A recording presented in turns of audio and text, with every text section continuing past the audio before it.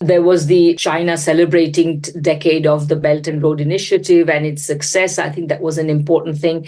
I think events in Latin America, particularly vis-a-vis the US being forced to soften its position vis-a-vis Venezuela, was another very important thing. I think that the BRICS, the admission of 5 new countries into the BRICS. And now, speaking of Venezuela, the possibility that in 2024, under the Russian presidency, new countries, including countries like Venezuela, would be admitted to the BRICS. I think all of these will be very momentous developments. I would also say that other developments that are important is the sharpening of the confrontation between the United States and China. Although we have seen certain developments taking place, top-level US officials going to China, and even President Xi and President Biden having a meeting. But as you know, very quickly after the meeting, the whole thing has unraveled, so it is not at all very clear.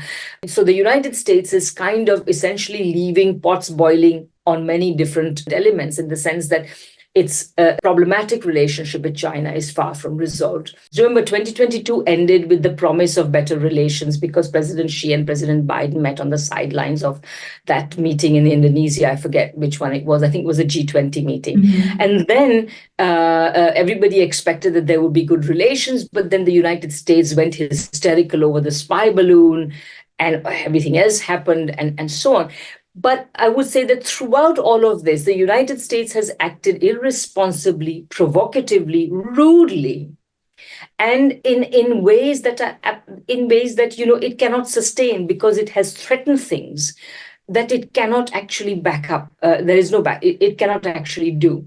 Whereas I would say that the President Xi and his government and his diplomats and everyone have essentially engaged with the United States in particular with a remarkable combination of a calm demeanor against provocation, not taking it as a personal insult, but behaving calmly even when the United States has been behaving insultingly, because they know that the prospects for world peace depend on them. And so I would say that China has very good reasons to be proud of its government, of its president, of its diplomats, because I think that this has been generally the demeanor. They have kept the larger picture in mind, that you cannot create a warlike situation between the United States and China and not endanger world peace. So they have kept that larger view in mind, and I think they have behaved exceedingly responsibly, and I would say with as I say, great self-command and restraint. China is very happy to be a prosperous society in a world of prosperous societies.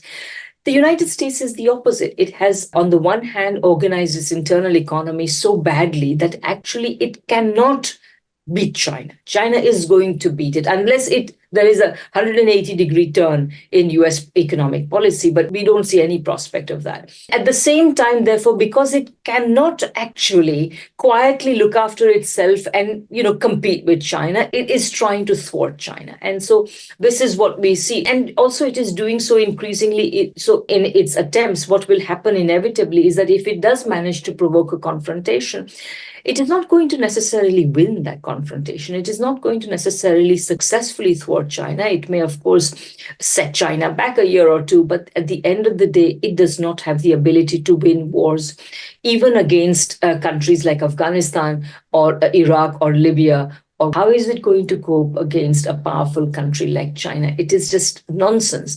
But unfortunately, like I often say, the US has no plan B. It has only plan A, and plan A consists of world domination, which it is increasingly out of its grasp. But because there is no sensible voice saying, you know what, folks, we don't need this.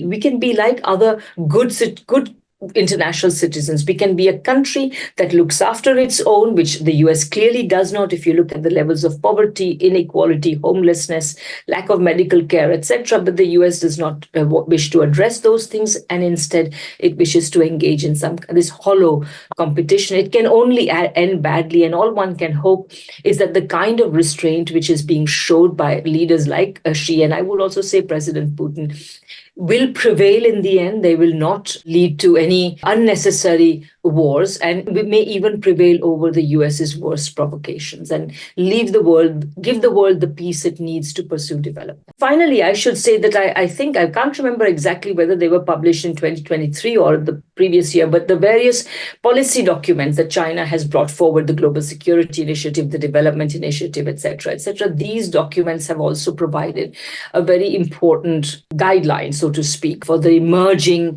definitely emerging multipolar world order, because that's the flip side of the unraveling of US power, is that the world order is creating greater space for countries to choose development and to develop their own countries.